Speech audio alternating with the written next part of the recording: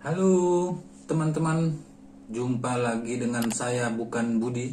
Pada kesempatan kali ini kita akan membahas mengenai alam sadar atau pikiran sadar, atau apa yang disebut dengan conscious mind, dengan alam bawah sadar atau pikiran bawah sadar yang disebut juga dengan subconscious mind.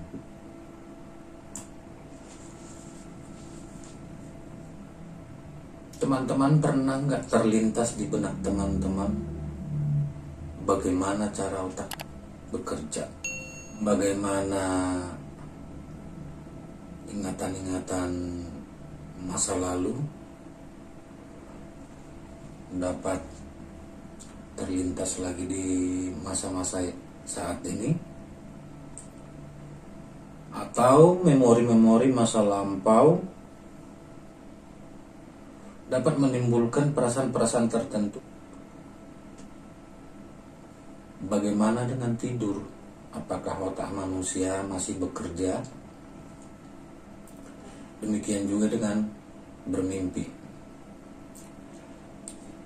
Bagi teman-teman yang berpikiran kritis, pastilah pernah mempertanyakan hal-hal tersebut. Karena rasa ingin tahu teman-teman mengenai cara kerja otak dan bagaimana mengendalikannya, atau bahkan bagaimana memaksimalkannya, pasti sering terpikirkan oleh teman-teman. Tetapi secara singkat, otak kita itu memiliki dua dapur untuk memasak pikiran-pikiran. Dapur yang pertama itu disebut pikiran sadar atau alam sadar, atau disebut juga dengan conscious mind. Dan dapur yang kedua adalah pikiran bawah sadar atau alam bawah sadar yang disebut juga dengan subconscious mind. Umumnya orang-orang itu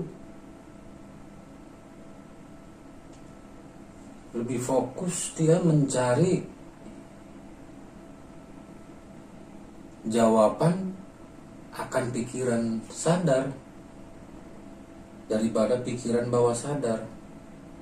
Padahal pikiran bawah sadarlah yang sebenarnya yang sangat mempengaruhi tindakan kita pada suatu permasalahan, yang dapat membentuk kepribadian kita. Pikiran kita ini seperti gunung es di tengah laut, di mana di atas permukaan air itu adalah 10%. Itulah yang diibaratkan sebagai pikiran sadar kita, yang 10% itu. Sementara yang tidak terlihat itu, yang di bawah permukaan air, adalah 90%-nya lagi. Itulah yang diibaratkan oleh Sigmund Freud itu pikiran bawah sadar kita, atau alam bawah sadar, atau subconscious mind. Jadi jika melihat gunung es itu secara keseluruhan, area pikiran bawah sadar kita lah lebih mendominasi keseluruhan cara pikir kita, namun tidak terlihat. Jadi pikiran sadar adalah 10%, pikiran bawah sadar adalah 90%. Bayangkan betapa dahsyatnya pikiran bawah sadar kita. Jadi apa yang disebut dengan pikiran sadar? Pikiran sadar atau alam sadar atau conscious mind adalah proses mental yang bisa dikendalikan dengan sengaja. Proses mental yang bisa dikendalikan dengan sengaja artinya adalah kondisi di mana kita sadar 100% sedang melakukan kegiatan kita atau apa yang digerakkan oleh bagian-bagian tubuh kita dan kita bisa mengendalikannya, seperti melihat, mendengar, berpikir, merasa, atau menjamah.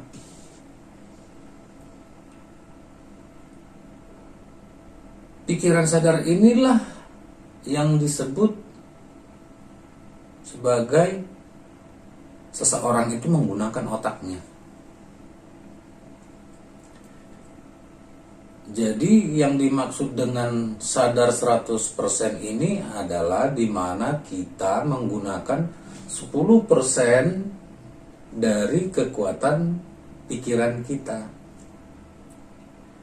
yang diibaratkan oleh filosof Jerman tadi, Sigmund Freud tadi, ibarat gunung es di permukaan air yang terlihat itu adalah 10%. Jadi jika kita menggunakan yang 10% ini, disitulah disebut kita itu sadar 100%.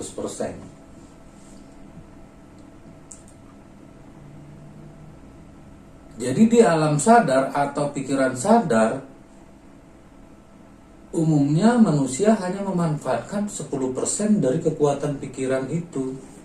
Sedangkan yang 90%-nya itu adalah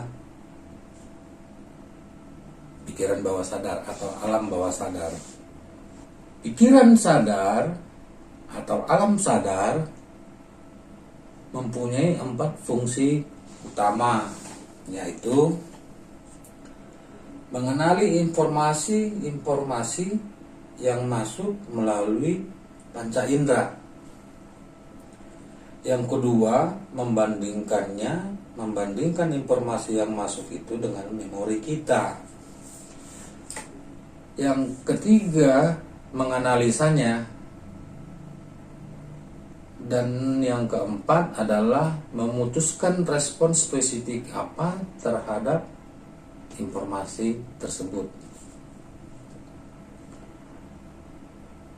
Ya, contohnya alam sadar adalah di mana saat kita mulai terbangun dari tidur sampai kita berkonsentrasi atau fokus sedang melakukan aktivitas kita setiap hari,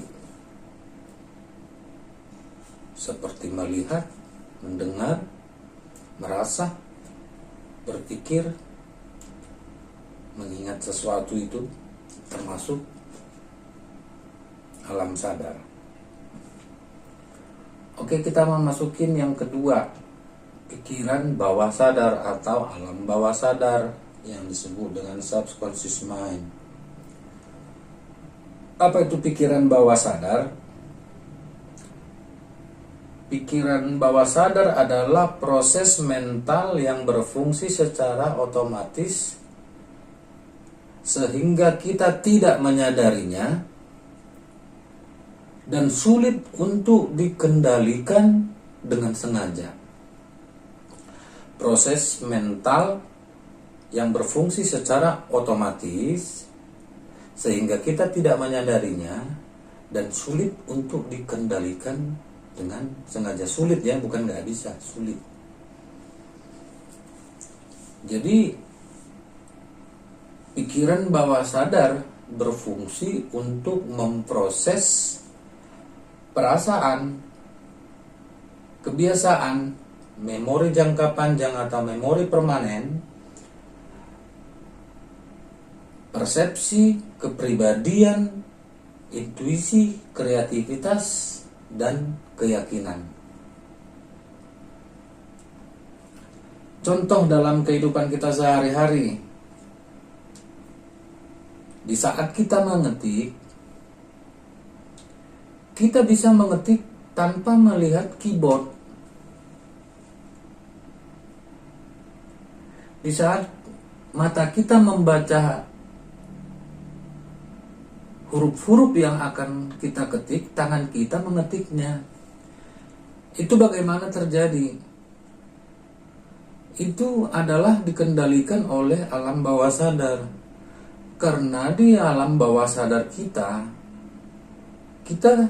telah menyimpan memori-memori posisi huruf-huruf pada keyboard itu, sehingga tanpa melihatnya pun kita bisa mengetiknya.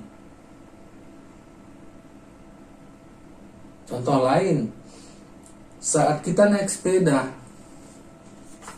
pada saat kita mau menaiki sepeda ya, kita masih di alam sadar. Kita dikendalikan pikiran sadar. Tetapi ketika kita sudah menaikinya, yang mengendalikannya adalah alam bawah sadar. Di mana secara refleks kaki kita mengayuh sepedanya dan tangan kita memegang stangnya dan mengarahkannya. Contoh yang lebih spesifik lagi, ketika kita naik sepeda itu, handphone kita berbunyi. Spontan kita ambil handphone, kita baca itu WA atau SMS. Atau kita ngobrol, telepon masuk. Secara otomatis tangan kita ini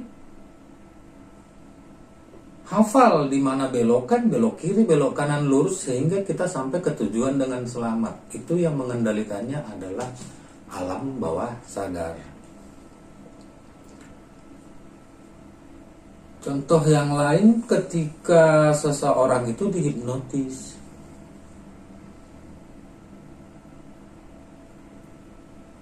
Jadi, hipnotis pada prinsipnya adalah membuka pintu ke alam bawah sadar dengan cara mengistirahatkan pikiran sadarnya. Jadi, untuk membuka pintu alam bawah sadarnya itu, si yang terhipnotis, terlebih dahulu si penghipnotis ini menidurkan pikiran sadarnya, mengistirahatkan pikiran sadarnya, sehingga terbukalah gerbang untuk masuk ke alam bawah sadar.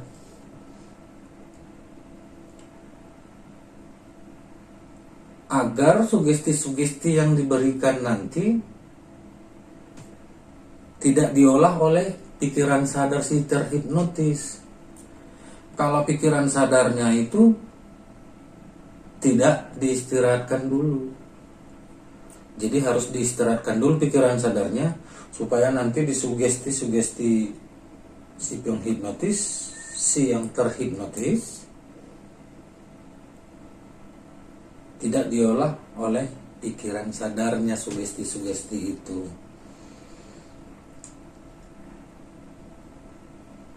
Karena pikiran bawah sadar yang terdiri dari perasaan, intuisi, dan keyakinan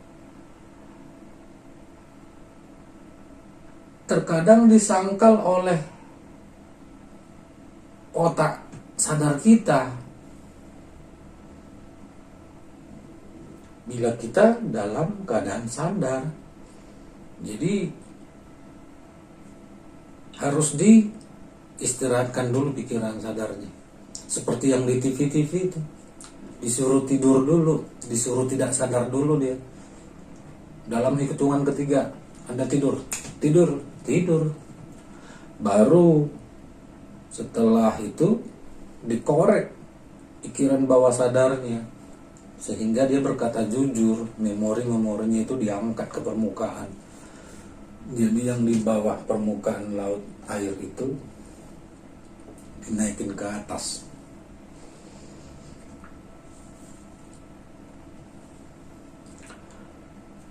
Tapi bila kita dalam suatu konflik atau dalam keadaan terdesak atau kepepet, di waktu sadar itu kita kepepet, itu otomatis diambil alih oleh pikiran bawah sadar atau alam bawah sadar. Jadi di waktu kita itu kepepet pikiran bawah sadar yang memegang peran. Contohnya adalah, pernah nggak teman-teman mendengar seseorang itu tiba-tiba bisa melompat pagar tembok yang setinggi 2 meter? Nah itu. Jadi pada saat seseorang dikejar oleh anjing, secara spontan dia akan lari melompatin tembok yang 2 meter pun bisa dilakoninya.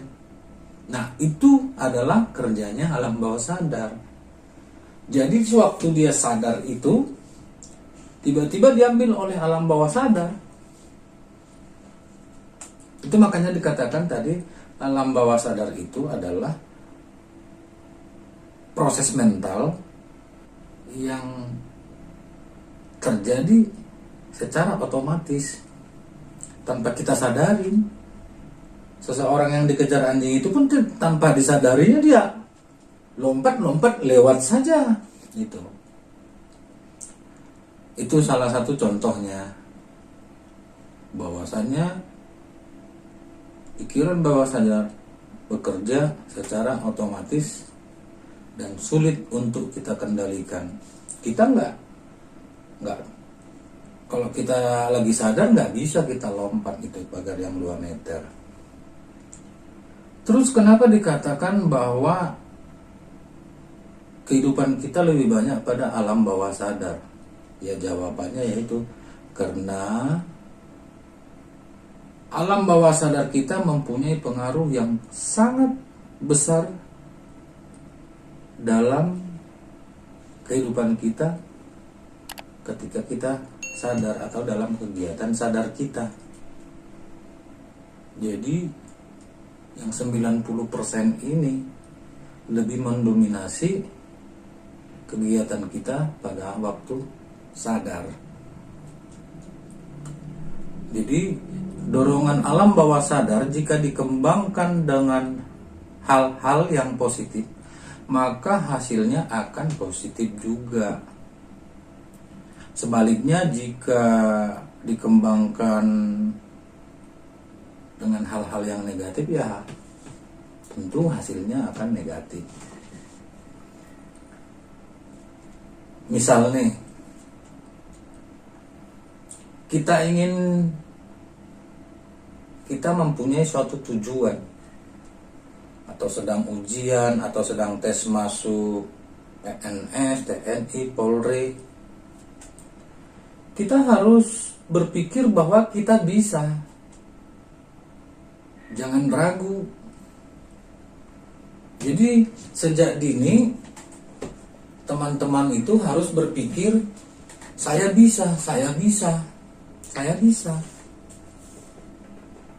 Kenapa? Lakukan itu berulang-ulang agar pikiran bawah sadar itu merekamnya berulang-ulang. Nah, nanti persepsi kita bisa ini, kata kita bisa ini, akan direspon oleh alam sadar kita dengan keyakinan kita. Jadi dengan keyakinan kita bisa, direspon oleh alam sadar kita. Dipaksa dia untuk melakukan hal-hal untuk mewujudkan tujuan kita tadi. Misalnya teman-teman nih mau lulus ujian atau mau mendaftar polisi, tentara, PNS. Sejak dini bilang saya bisa. Jangan katakan apakah saya bisa, saya akan bisa. Jangan pakai akan, saya bisa. Kalau teman-teman pakai kata akan, nanti gelombang beta akan mengacaukannya. Karena gelombang beta posisinya berada di alam sadar. Sementara kita menyimpan tujuan kita itu di dalam alam bawah sadar. Karena sifatnya beta itu adalah ragu-ragu. Sifat alam sadar itu adalah ragu-ragu. Sementara sifatnya alam bawah sadar adalah tegas. Tegas, positif. Jadi agar direspon oleh alam sadar kita melalui keyakinan kita juga. Jadi misalnya teman-teman punya tujuan tertentu tuh, sebutkanlah saya bisa, saya pasti bisa, kayak iklan-iklan itu. Saya bisa, itu adalah program investasi di dalam alam bawah sadar. Belum dimulai tapi saya bisa. Maka persepsi saya bisa ini sehingga keyakinan kita pun akan direspon oleh pikiran sadar kita untuk melakukan sesuatu tujuan kita itu tadi dan berusaha mewujudkannya. Itulah tugas alam sadar yang diberikan, disuntikan oleh alam bawah sadar, dinaikkan dia ke atas agar dilakonin. Misalkan saat kita ingin mewujudkan sesuatu impian kita, misalnya lulus ujian, wisuda, sidang, atau mau masuk TNI, Polri, atau PNS, kita harus suntikan, investasikan di dalam pikiran bawah sadar kita bisa, saya bisa, saya bisa. Maka karena persepsi kita bisa, sehingga keyakinan kita pun akan direspon oleh alam sadar kita untuk mewujudkan tujuan kita tersebut tanpa perlu pembuktian dan tanpa mengenal batas waktu. Jadi alam sadar itu nggak perlu pembuktian, nggak ada batas waktu. Karena saat kita tertidur lelap sendiri pun alam bawah sadar kita, otak kita ini bekerja. Jadi jangan sekali-kali menyebutkan saya akan jadi TNI, saya akan jadi polisi, saya akan jadi PNS. Jangan. Kalau investasi di alam bawah sadar itu jangan. Saya bisa, saya jadi TNI, saya jadi Polri, gitu. Karena kalau kita memakai kata akan, itu nanti gelombang beta mengganggunya, mengacaukannya. Karena gelombang sifatnya gelombang beta ini itu kan ragu-ragu. Itu alam sadar. Gelombang beta itu gamma dan beta itu di alam sadar. Sementara kita mau investasikannya di alam bawah sadar. Kalau teman-teman yang belum mengetahui jenis-jenis gelombang pikiran, boleh ditonton di video mengenai jenis gelombang otak manusia. Di sana ada keterangannya yang berkaitan dengan alam sadar dan alam bawah sadar, bagaimana terjadinya, kapan kita mendapatkan itu. Jadi katakanlah saya bisa, saya jadi TNI, saya jadi PNS, saya jadi Polri, saya lulus ujian. Jangan saya akan. Makanya sebaliknya, kalau kita menginvestasikan hal yang ragu-ragu, ya kita jadi pecundang. Kita hanya cari alasan nanti. Kalau kita tidak lulus, ya udah, karena saya nggak bisa, begitu. Itu kan pecundang. Untuk itu perlu diketahui, pikiran bawah sadar tidak mengetahui perbedaan antara yang imajinasi dengan yang nyata. Jadi pikiran bawah sadar kita itu Nggak tahu perbedaan mana imajinasi, mana yang nyata. Nggak ada mekanisme pada pikiran bawah sadar untuk mengetahui mana yang nyata atau mana yang bukan. Jadi sama dia rata semuanya, makanya sifatnya itu ya present tense tadi itu ya saat ini. Jadi mau gantungkanlah cita-citamu setinggi bintang di langit, kata pepatah zaman dulu, kan itu benar. Jangan pikirkan hal itu tidak mungkin terjadi. Saya miskin, nggak mungkin saya kuliah. Jangan. Jadi hal-hal positif, walaupun yang kata orang itu mustahil, sebutin berulang-ulang, simpan di alam bawah sadar. Mudah-mudahan di masa yang akan datang akan jadi kenyataan. Jadi pikiran alam sadar kita itu tidak punya mekanisme untuk membedakan hal yang nyata mana yang imajinasi.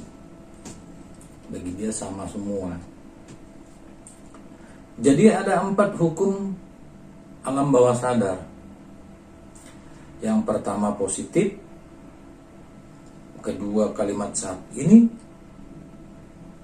ketiga bersifat pribadi, keempat pengulangan. Jadi positif, saat ini, bersifat pribadi, dan pengulangan. Lalu bagaimana cara kita jika ingin mengoptimalkan potensi tersembunyi yang ada di dalam diri kita, atau mengoptimalkan pikiran bawah sadar yang 90% dari kekuatan otak kita itu? Bagaimana cara mengoptimalkannya? Ada beberapa cara yang mengoptimalkannya. Yang pertama, pikirkan dan lakukanlah hal-hal yang positif dan simpan dalam memori kita. Jadi selalu ya, simpan, investasi hal-hal yang positif. Yang pertama itu pikirkan dan lakukanlah hal-hal yang positif dan simpan di dalam pikiran bawah sadar atau alam bawah sadar. Yang kedua, fokus masa kini, saat sekarang. Yaitu tadi present tense itu, kalimat saat ini. Berfokuslah pada masa-masa kini. Karena alam sadar tidak mengenal masa lalu dan masa yang akan datang, nggak kenal gitu. Yang diterjemahkan itu saat ini aja terus. Walaupun nanti pada teman-teman terjadinya 10 tahun atau 5 tahun yang akan datang, pikiran bawah sadar itu menganggapnya saat sekarang. Maka dari itu manfaatkanlah waktu untuk mengisi hal-hal yang positif mulai sejak dini. Simpan di dapur alam bawah sadarnya. Yang ketiga, bentuklah kepribadian yang sehat mulai sejak dini. Bentuklah kepribadian yang sehat sejak sekarang.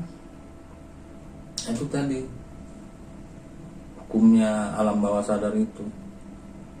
Hukum yang ketiga bersifat pribadi. Bentuk pribadi yang sehat.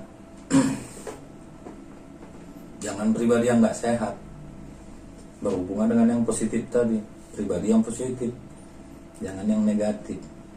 Yang keempat, gantungkanlah impianmu setinggi-tingginya, sekalipun itu non-rasional. Jadi walaupun dibilang orang tidak real, bodoh amat, jangan dipikirkan. Nanti ada pembahasannya ke sono. Sebentar lagi kita akan kupas. Jadi Gantungkan cita-cita teman-teman itu setinggi-tingginya. Walaupun dianggap orang itu non rasional, nggak rasional kita. Ah, lu nggak ada lu kan miskin, gimana lu mau jadi dokter, biayanya mahal, gimana masuk polisi, TNI, PNS, sogokannya gede. Jangan dengerin. Nah, itu kan karena dia ketakutan, dia nggak sanggup berkompetisi tanpa duit. Buktinya kan polisi, TNI, PNS sebenarnya tanpa duit. Ya kalau kita pintar, kalau dia bodoh ya nyogok kali, kan gitu. Itu logikanya. Jadi karena alam bawah sadar itu sangat unik,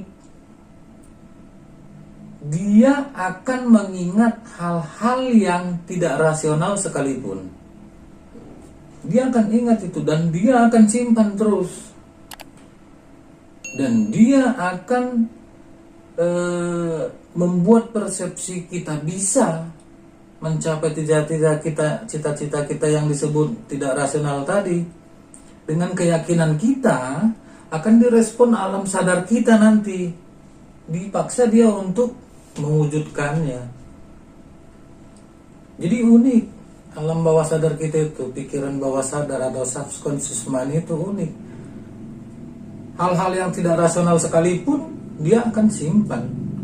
Dan dia suruh alam sadar untuk mewujudkannya.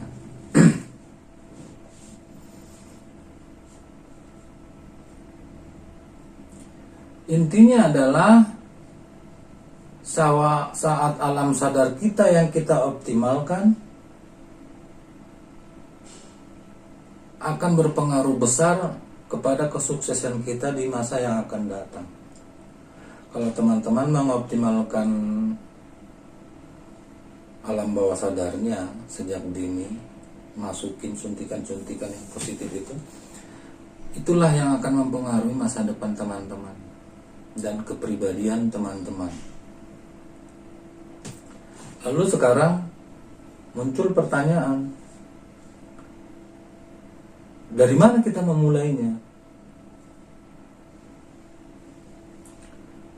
Jawabnya, untuk mengetahui kapan waktu yang terbaik untuk menyuntikkan afirmasi-afirmasi positif ke dalam alam bawah sadar kita,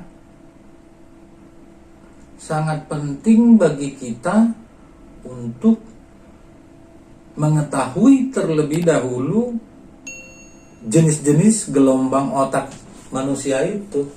Kembali lagi, jika ada teman-teman yang menonton video ini yang belum mengetahui jenis-jenis gelombang otak manusia, boleh ditonton, ada di sini. Kita harus tahu terlebih dahulu itu. Jadi banyak orang yang belajar alam sadar dan alam bawah sadar tanpa mengetahui terlebih dahulu jenis gelombang otak manusia, sehingga susah mereka memahaminya. Termasuk yang belajar telepati, afirmasi, mereka belum tahu, jadi susah melakoninya. Kalau udah tahu bagaimana gelombang otak A, B, C, D, E, 5 itu, mereka udah lebih gampang memahaminya dan melakonin telepati atau hipnosis atau terapi gitu. Jadi kita masuk ke pembahasan mengenai dampaknya. Adakah dampak pikiran bawah sadar atau alam bawah sadar atau dampak dari subconscious mind? Ada. Jadi pikiran, kepercayaan, dan perasaan bawah sadar berpotensi menyebabkan sejumlah masalah. Jadi ada masalah yang timbulkannya. Itu sangat bagus sebenarnya, tetapi ada aja masalahnya. Masalahnya adalah, dan saya sudah alami ini, Karena saya dari kecil itu senang menggunakan alam bawah sadar, secara langsung atau tidak langsung, itu kan otomatis. Jadi yang secara sengajanya pun saya lakukan dari kecil. Jadi dampak pikiran bawah sadar adalah amarah. Pertama, amarah, penuh prasangka, perilaku konvulsif, interaksi sosial yang sulit, dan masalah dalam hubungan. Jadi amarah itu emang kita gampang marah, tapi pada tempatnya, karena kita tahu kita harus marah, dan itu spontan kan. Itulah kerjaan alam bawah sadar. Pada tempatnya memang kita harus marah, tetapi bagi orang yang memakai pikiran sadar kan, dia rasa aneh. Kenapa aneh melihat kita marah? Karena dia kira itu hal biasa saja, padahal sebenarnya sudah salah benar. Karena kita terbiasa menggunakan alam bawah sadar, ya spontan kita ngerti itu salah besar gitu. Bagi orang yang sadar mah itu tidak masalah, bahkan hal yang bagus sekali gitu. Itu masalahnya di dalam kehidupan bermasyarakat. Jadi nggak bisa kita pura-pura, oh iya bener, padahal udah kita tahu salah bener. Penuh prasangka, memang iya, rada parno. Parno bukan berarti ketakutan ya, bukan. Parnonya begini,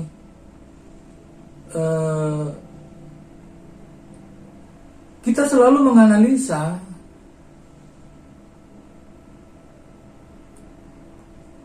Jadi orang bertingkah sedikit aneh, sedikit pun kita selalu analisa, dan kadangkala kita bawa ke diri kita untuk pertahanan diri. Bukan menduga-duga, bukan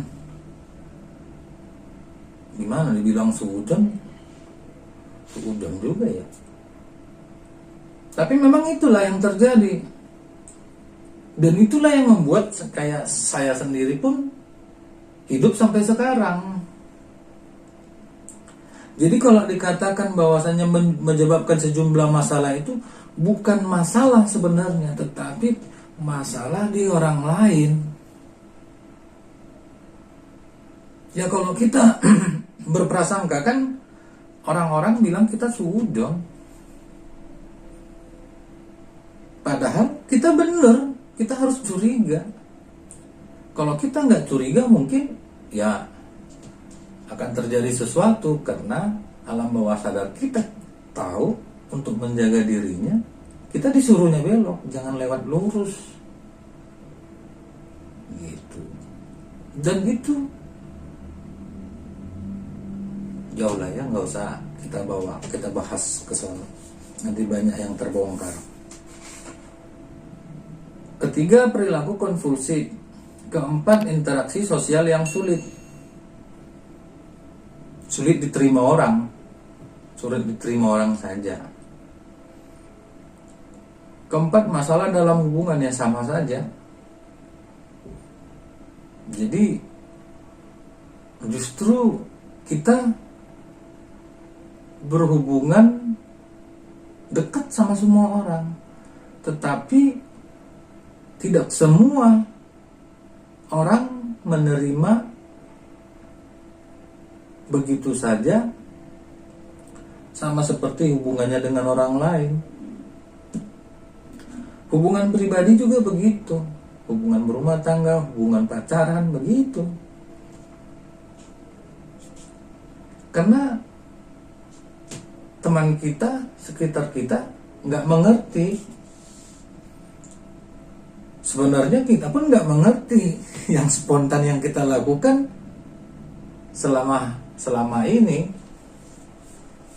Sama seperti penuh prasangka tadi ya, kita memang begitu pola pikirnya, itu tanpa sadar. Jadi pikiran, kepercayaan, dan perasaan bawah sadar itu berpotensi menyebabkan sejumlah masalah. Iya, perasaan kita itu sensitif banget. Sama halnya gini, teman-teman pernah nggak datang nemuin temannya, saya sebut saya lah ya, atau kita datang menemui teman kita, di mana teman kita itu sedang ngumpul. Nah, sampai kita di sana teman-teman mereka bubar, gimana perasaanmu? Atau mereka tidak bubar, tapi perasaan kita nggak enak. Bila teman-teman mengalami hal tersebut, percayalah itu kontak telepati yang tidak disengaja. Jadi bila perasaan teman-teman itu tidak enak berada di satu tempat, itu berarti ada seseorang, 2 orang atau lebih yang membicarakan teman-teman, atau berencana ke teman-teman, atau berencana buruk, atau berpikiran buruk. Dikatakan telepati itu tidak sengaja. Tidak sengaja dia dengan menyebut namamu, membicarakan dirimu. Dia itu, mereka itu menyampaikan pesan telepati ke alam bawah sadarmu yang diterjemahkan oleh perasaanmu. Jadi tanpa sengaja. Kalau yang disengaja, jadi proses telepati ini adalah pesan yang kita sampaikan kepada seseorang, mau jauh mau dekat, tidak mengenal jarak, dan tanpa media apapun selain pikiran. Jadi kita mau menyampaikan sesuatu ke orang lain melalui pikiran kita, kekuatan pikiran kita, nanti diterima melalui alam bawah sadar, si seorang itu diterimanya dan diterjemahkan ke dalam oleh perasaannya. Kok saya tiba-tiba ingat si A ya? Ya memang ingat kamu, ingat saya, ingat si A. Karena memang saya lagi memikirkanmu, kan begitu. Demikian juga itu teman-temanmu yang tadi. Sehingga menyebabkan perasaanmu nggak enak. Kalau kata umumnya itu adalah firasat. Jadi karena orang-orang tua, orang-orang zaman sekarang tidak memperdulikan gerak tubuh, katanya juga lagi ya, selain firasat, nggak terlalu open selama ini. Bahwasanya alam bawah sadar kita itu sudah teriak-teriak, jangan ke sono, jangan ke sono, nanti terjadi sesuatu. Kita pergi ke sono, terjadi masalah. Setelah orangnya mati baru bilang, saya sebenarnya sudah ada firasat. Coba yang di TV-TV, setiap berita pasti begitu. Wartawan bertanya, ada firasat nggak bu? Ada firasat nggak pak? Saya sebenarnya sudah ada firasat. Kalau sudah ada firasat, kenapa nggak dilakonin, nggak dibilangin jangan pergi dulu, jangan ke sono dulu? Itu karena tidak terbiasa. Itulah katanya yang disebut jangan sugujon tadi. Salah juga kan kalau nggak sugujon. Jadi kalau bagi saya sendiri, mungkin teman-teman juga merasakan deh. Pasti ada di antara teman-teman sudah naik bus nih, naik angkot nih, perasaan pengen turun. Pasti pernah begitu. Saya yakin. Saya sering sekali. Bahkan lagi nggak punya uang di kantong pun disuruh berangkat merantau, saya berangkat justru. Dipaksa spontan. Apa yang terjadi? Ternyata memang saya nggak dimintain ongkos. Nah ya begitu. Jadi kalau saya itu belok kiri, belok kiri, belok kiri. Kita ngotot lurus. Ada aja nanti yang membelokkannya ke kiri. Kalau kita sudah sensitif dari awal. Itulah yang dimaksud tadi dengan penuh prasangka, interaksi sosial yang sulit. Sebenarnya bukan negatif. Orang yang mengira kita negatif. Jadi terhadap pasangan juga begitu. Masalah dalam hubungan kalau katanya kan. Jadi bukan hanya ada hubungan dengan pasangan saja, dengan hubungan dengan orang lain juga begitu. Karena kita sensitif, kita tahu dia mau ngomongin kita apa gitu loh. Langsung kena ke perasaan kita tuh, langsung bicara. Perasaan gak enak nih. Jangan-jangan teman gue ada rencana begini, pacar gue begini, istri gue begini, gitu. Tapi itu gak apa-apa, tergantung cara kita mengolahnya. Karena itu benar. Itu benar. Apa yang dikatakan perasaanmu itu benar. Gak salah kan sebenarnya. Tapi bagi orang lain itu masalah gitu. Jadi apakah kita bisa melatih pikiran bawah sadar atau alam bawah sadar atau subconscious mind? Sebenarnya sama seperti otak kita, otak sadar juga. Pikiran bawah sadar kita juga bisa dilatih. Seperti yang saya bilang tadi, dilatih. Saya nggak sengaja melatihnya dari kecil. Apa firasat saya ikutin. Teman-teman pernah nggak membaca gerak tubuh?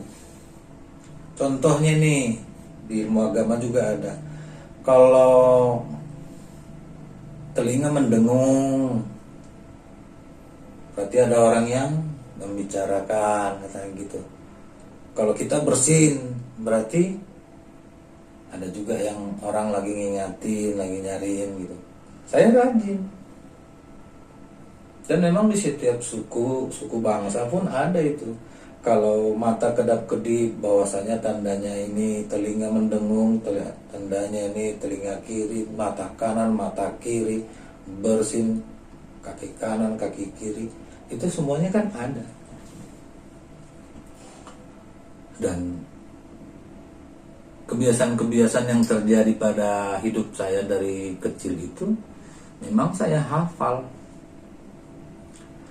Kalau telinga kiri saya mendengung, ada orang yang membicarakannya, mungkin lagi kangen,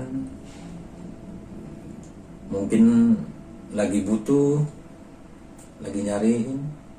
Tapi kalau telinga kanan katanya sudah bukan membicarakan lagi, udah jadi tamu, mungkin sudah datang ke rumah gitu. Itu salah satu contoh ya. Jadi melatih pikiran bawah sadar sebenarnya sama seperti otak tadi itu ya. Pikiran bawah sadar atau alam bawah sadar pun bisa dilatih.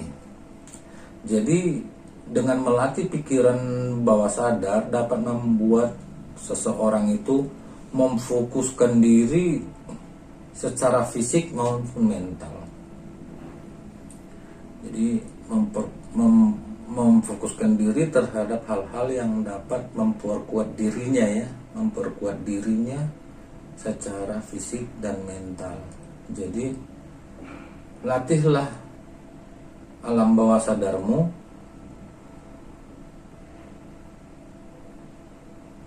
untuk memperkuat dirimu secara fisik dan mental, sehingga kau hidup sendiri di mana saja, pergi kemana saja kau percaya. Karena seolah-olah ada yang menemanimu. Begitu teman-teman. Seperti ada yang mengajarin. Ya apalagi kalau kita kepepet. Coba, pernah nggak merasakan, kenapa ya kalau saya kepepet itu selalu ada jalan keluarnya? Ya iya. Karena di waktu kepepet, itu alam bawah sadar itu berfungsi otomatis. Dia sudah merekam semua memori-memori, bila A terjadi B jawabnya, bila B terjadi X jawabnya. Bila dikejar anjing lompat pagar 2 meter, yang begitu. Jadi latih sejak dini. Oke teman-teman, terima kasih. Semoga bermanfaat, semoga sehat selalu. Salam sehat selalu, jaga protokol kesehatan. Terima kasih. Sampai jumpa.